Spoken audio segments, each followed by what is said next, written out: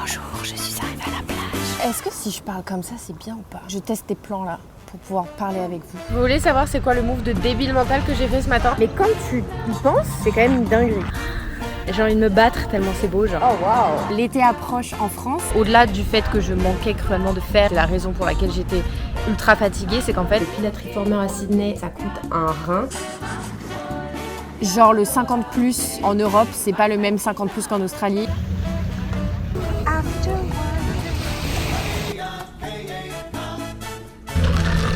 Bonjour à tous, j'espère que vous allez bien. Bienvenue dans une nouvelle vidéo. Je parle un peu doucement car je ne suis pas seule, je suis à la terrasse d'un café hyper cute, dans un parc hyper cute. Si vous vous demandez, là j'ai un peu l'œil rouge, je sais pas ce qui s'est passé dans la nuit, je me suis réveillée ce matin avec l'œil rouge. Aujourd'hui je vous embarque avec moi dans ma petite semaine à Sydney. Dans cette vidéo nous allons parler de bien-être car j'ai eu super peur. Si vous avez suivi un petit peu récemment mes précédents vlogs, vous n'êtes pas sans savoir qu'il y a quelques semaines, j'ai fait un petit check-up à 700 balles chez le médecin en Australie et que voilà, mes prises de sang n'étaient pas top.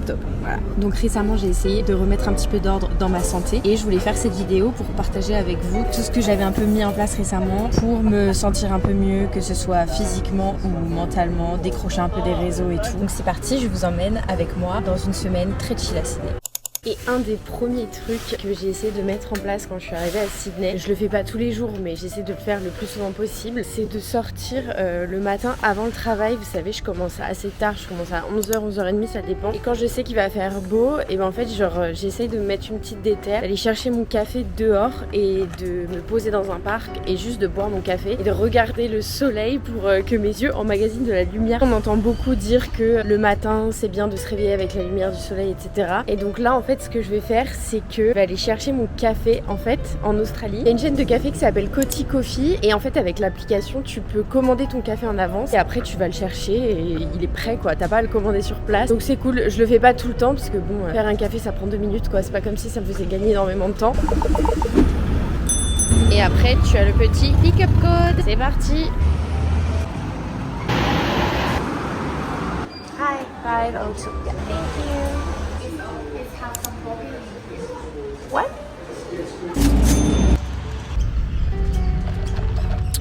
Déçu. Vous voulez savoir c'est quoi le move de débile mental que j'ai fait ce matin? J'ai pas commandé de mon café, donc quand je suis arrivée pour prendre mon petit hot latte sans sucre, la meuf elle m'a dit ah mais non t'as commandé un truc avec des perles de tapioca, full sugar et tout. Je dis pardon. En fait je suis pas réveillée, mais donc du coup voilà j'ai dû recommander un café. Super. Non plus sérieusement vraiment ce que j'aime bien faire le matin, je viens me poser en fait au parc parce que du coup il y en a un qui est juste à côté de chez moi. Et donc ce que je fais souvent c'est que voilà je me prends un café et en fait j'appelle mes proches en France, je discute, je bois mon petit café, je marche. Le matin c'est bien un peu de marcher, de regarder vers le soleil pour activer un peu son cerveau. Je vous avais dit récemment que j'avais eu des petits problèmes de santé, c'est un grand mot. Et donc j'essaye de réguler mon sommeil, de me coucher plus tôt parce que j'étais extrêmement fatiguée. J'essaye de me coucher plus tôt, j'essaye de me lever un peu avec le soleil. Le soir aussi j'essaye d'aller voir des couchers de soleil quand je le peux. J'ai l'impression que ça m'apaise un peu, que ça réduit un peu le stress, l'anxiété, tout ça. C'est vraiment mood quoi. Même si je le fais pas tous les matins, mais 2 fois dans la semaine, en vrai c'est cool. En plus cette semaine en Australie c'est les vacances de Pâques. Du coup j'ai un peu moins d'heures, donc du coup c'est un peu chiant parce que ça me fait moins d'argent à la fin de la semaine. Autant en profiter en fait pour bah voilà apprécier une petite promenade du matin, prendre plus de temps pour moi, voilà, être un peu skincare, un peu bien-être, vous voyez ce que je veux dire. Il y a une coccinelle qui s'est posée sur moi là, regardez. En plus elle s'est posée sur le soleil de mon t-shirt. Hihi, copine. Ah là là. Une ladybug un peu chelou, mais c'est une ladybug quand même, hein. Une coccinelle je veux dire. Non mais attendez, en plus c'est trop dans le thème de la vidéo, genre une coccinelle qui se pose sur vous est universellement considérée comme un présage de chance imminente, de bonheur, de prospérité et d'exaucement de vœux. Une coccinelle jaune peut symboliser un amour florissant ou de nouvelles aventures. Et c'est exactement ce qui va se passer dans les prochains mois les gars. Parce que là du coup c'est mon dernier mois à Sydney, je vous en dis pas plus pour l'instant. Peut-être que je vous en dirai plus dans la suite de la vidéo, je sais pas. Mais bref, en tout cas il y a des nouvelles aventures qui approchent. Donc vraiment je suis pas superstitieuse, mais ça c'est le genre de truc, quand ça arrive je suis hyper superstitieuse. Genre je suis en mode bah ouais, la coccinelle s'est posée sur moi, bah ouais. Ça ne pouvait pas être plus dans le thème de la vidéo, genre. J'aime trop faire ça, je suis insupportable. C'est la petite balade bucolique du matin. Ici j'aime bien parce qu'il y a des petites maisons pour les oiseaux dans les arbres. C'est how cute pour papa et maman oiseau. vais arrêter de faire ça. On se croirait dans un fond d'écran Windows quoi. Le ciel est tellement bleu et l'herbe est tellement verte. Vraiment ces couleurs, ça fait trop plaisir. Quand je fais mes petites balades du matin comme ça, je me reconnecte vraiment avec la nature. Non mais en vrai, juste parfois j'oublie que je suis sur la côte est de l'Australie. Parce que Sydney c'est une grande ville tu vois. Mais quand tu y penses, je suis à côté de l'océan Pacifique. C'est quand même une dinguerie. Mais ça fait du bien, voilà. Je m'imprègne de ce pays.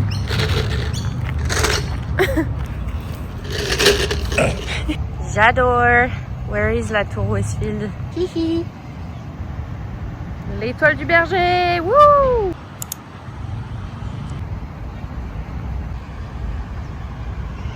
De retour chez moi, donc vu que dans cette vidéo on parle un peu de ce qui a amélioré ma routine récemment, je ne peux pas ne pas vous parler bien évidemment de sport. Je fais mon sport gratuitement à la maison. Je fais mon sport principalement avec des vidéos YouTube parce qu'il faut savoir qu'à Sydney, les cours de danse, les cours de sport et tout, genre c'est un peu cher. Donc je tourne un peu avec 3 chaînes YouTube différentes. Mon top 1 bien évidemment, c'est bien sûr Pamela. On ne la présente plus, je la suis depuis le confinement. Ces vidéos vraiment, elles sont trop bien, elles te font bien transpirer. Il y a aussi pour tout ce qui est un peu plus pilates et tout, le pilates reformer à Sydney, ça coûte un rein, c'est mort, genre c'est pareil voire pire qu'à Paris. Du coup j'ai une chaîne YouTube à vous conseiller si jamais voilà vous voulez faire du pilates à la maison et tout. Enfin du coup ce sera pas du pilates reformer, ce sera pilates de clochard. Donc c'est Eleni Fit, j'aime trop cette meuf, genre elle est hyper douce et tout. Elle a plein de vidéos différentes, elle fait aussi pas mal de vidéos fusion. Elle fait aussi des vidéos où genre un peu plus cardio, enfin voilà, elle fait du renforcement musculaire, des étirements. Une autre aussi qui tue comme Pamela, pareil, c'est un équivalent, c'est Move with Nicole. Si je peux vous recommander des chaînes YouTube pour faire du sport à la maison si vous n'avez pas envie de dépenser dans des salles de sport et tout. Franchement, ces 3 chaînes là, elles sont vraiment top. Et si vous vous demandez, du coup, je fais environ 4 à 5 séances de sport par semaine. Parfois, c'est des séances de 20 minutes, parfois, c'est des séances de 30 minutes. En fait, ça dépend de mon mood. Je préfère faire un petit peu régulièrement plutôt que 2 ou 3 grosses séances dans la semaine. Je trouve que ça fonctionne mieux pour moi. Alors, ça régule grave mon énergie et aussi ça m'aide sur le sommeil et tout. Voilà pour ma petite routine sportive du moment. Du coup, je vais faire ma petite séance de sport. Après, je vais aller au travail et cet après-midi, comme je vous ai dit, je termine plus tôt cette semaine, donc je finis à 14h30. Je vous retrouverai tout à l'heure.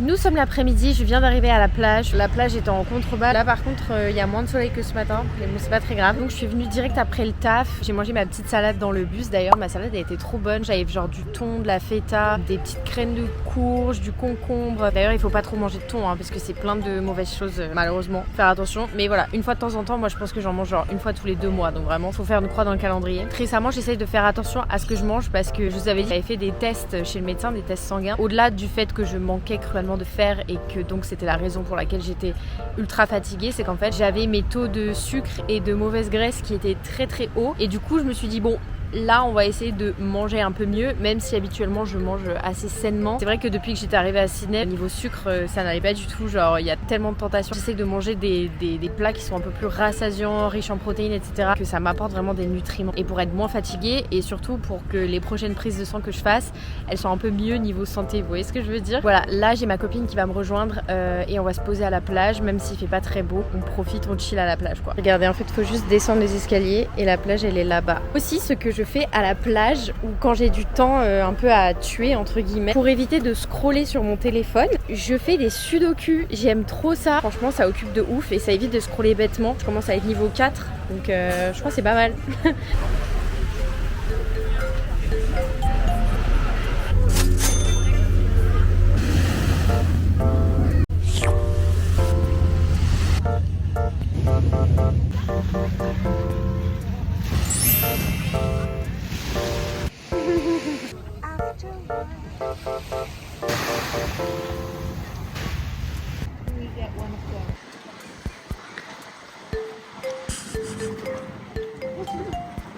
First date.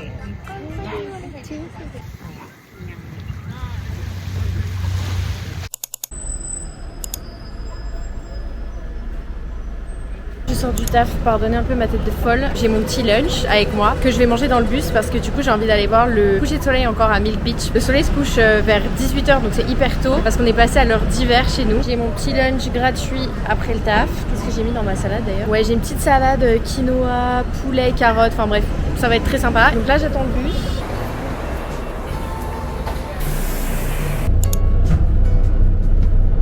du coup je suis descendue du bus. J'ai mangé ma petite salade. J'avais oublié, j'avais mis du bacon dedans, c'était trop bon. Je me balade encore dans des quartiers où les maisons sont juste incroyables. C'est hyper résidentiel. Bon par contre t'as rien du tout hein. T'as que des maisons, genre si tu veux t'acheter un truc parce que t'as soif ou quoi, c'est mort. T'as que des maisons de ouf. Je suis en route pour la plage. Je me suis rajouté un petit 20 minutes de marche. Mais ces quartiers sont tellement beaux. Non mais regarde, attendez. Regardez les maisons de zinzin de l'espace. Quand je vous dis qu'on dirait Beverly Hills, regardez dans quoi je me promène. Non mais c'est n'importe quoi. Alors que moi vraiment je sors du travail, je suis habillée comme une plouque. Oh waouh. Petite vue sympa sur la mer. L'intérieur ça doit être incroyable. J'essaie de me dépêcher quand même pour pas trop louper le coucher de soleil. Ah, encore une vue sur la mer. Oui. Oh waouh, une vue sur le pont carrément. Dinguerie.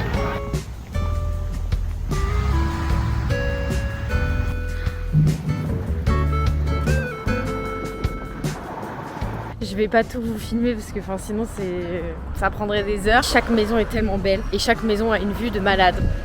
Oh, regardez juste, voilà. C'est une entrée privée et en bas là c'est la mer.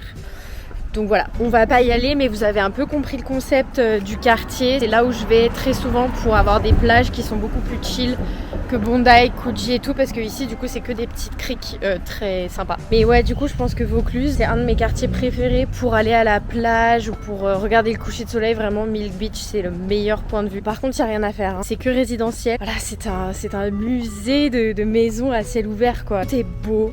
C'est hyper calme. Appréciez cette vue les gars. Bon, là c'est un peu ghetto. La ferme. Mais... Oh. Les corbeaux ici, ils font pas le même bruit qu'à Paris genre.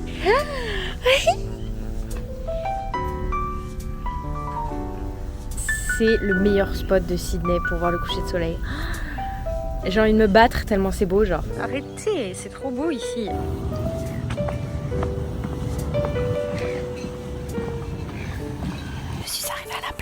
Regardez derrière moi, vous pouvez voir le Central Business District juste sur la droite de l'image. Étant à la plage, je pense que c'est le bon moment pour vous parler de mes crèmes solaires préférées que j'ai utilisées cet été à Sydney. Par contre, je pense que je vais le faire en mode normal et pas en mode ASMR. C'est super dur de tenir la ASMR en fait. Est-ce que si je parle comme ça, c'est bien ou pas? Je teste tes plans là pour pouvoir parler avec vous. Ouais, je crois que comme ça c'est pas mal pour vous parler de mes crèmes solaires préférées de cet été. Du coup, moi je suis arrivée à Sydney en novembre 2025 comme vous le savez. Si vous ne le savez pas, ça veut dire qu'il faut que vous alliez rattraper tous mes vlogs depuis novembre 2025. Et du coup, je suis arrivée en plein été, j'ai un peu prolongé l'été français. Donc j'ai pas connu l'hiver genre depuis, mais on s'en fout, c'est pas le sujet en fait. Je pense qu'il n'y a pas meilleur endroit que l'Australie pour approuver des crèmes solaires, n'est-ce pas? Parce que ici je crois qu'il y a un petit trou dans la couche d'ozone qui fait que ici si t'as pas la meilleure des crèmes solaires en fait tu crames à la première exposition. J'ai eu mon petit coup de soleil. Je pense que c'est un petit rite quand tu arrives à Sydney. Par contre, il y a un mythe que je vais débunk tout de suite sur les crèmes solaires. J'ai vu des influenceuses qui disaient que les crèmes solaires classiques, genre les crèmes solaires que tu achètes aux États-Unis ou en Europe ou en bref, peu importe, dans d'autres parties du monde que l'Australie, genre le 50+ en Europe, c'est pas le même 50+ qu'en Australie. Je sais pas à quel moment tu peux penser ça en fait. Enfin, l'appellation 50+ en fait, c'est quelque chose de scientifique. C'est comme si tu me dis le paracétamol d'Australie, c'est pas le même qu'en France.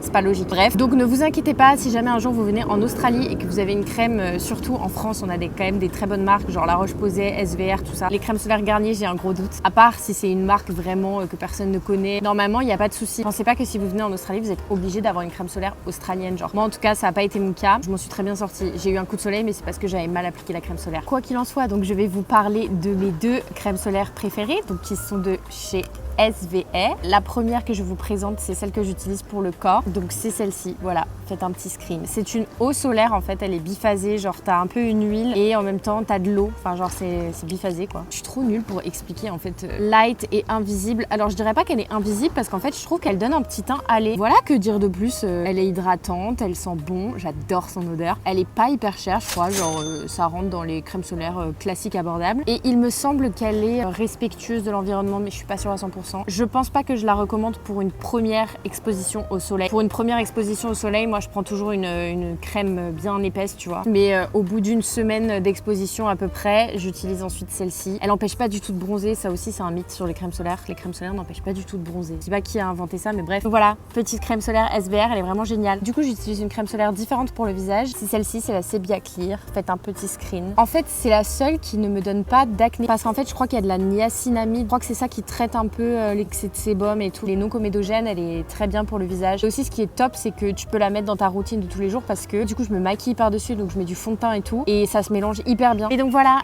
l'été approche en France. Là en gros on arrive dans l'automne à Sydney, mais je vais bientôt bouger. Dans un mois je pars dans un bête de pays et ce sera totalement l'été là-bas. Et j'ai trop hâte, ça va être la première fois que je vais là-bas, donc je vous en dis pas plus, mais vous verrez, quoi qu'il en soit.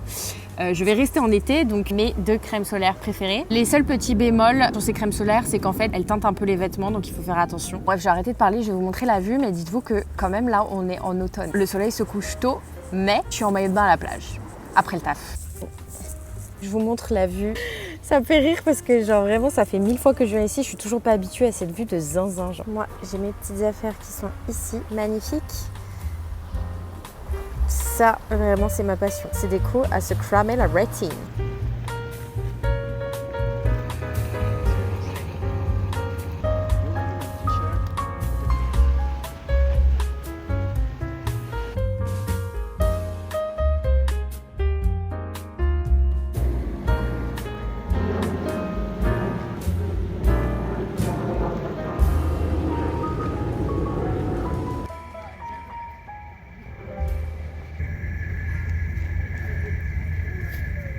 Et je vous reprends là où je vous ai laissé au début de la vidéo. Là nous sommes samedi, donc la semaine touche presque à sa fin. Je me suis posée dans un parc qui est près de chez moi. Il y a un petit café trop mignon. Donc je vais essayer de prendre un peu le soleil. Je me suis commandé un petit café, je vais faire mes petits sudoku, je vais écouter de la musique. Je vais chiller tout l'après-midi. Du coup je vais conclure cette vidéo. Merci d'avoir suivi ce vlog. J'espère qu'il vous aura plu. N'hésitez pas à vous abonner et à mettre un petit like, ça fait toujours plaisir. En attendant, je vous fais de gros bisous et je vous dis à la semaine prochaine pour une nouvelle vidéo. Bisous!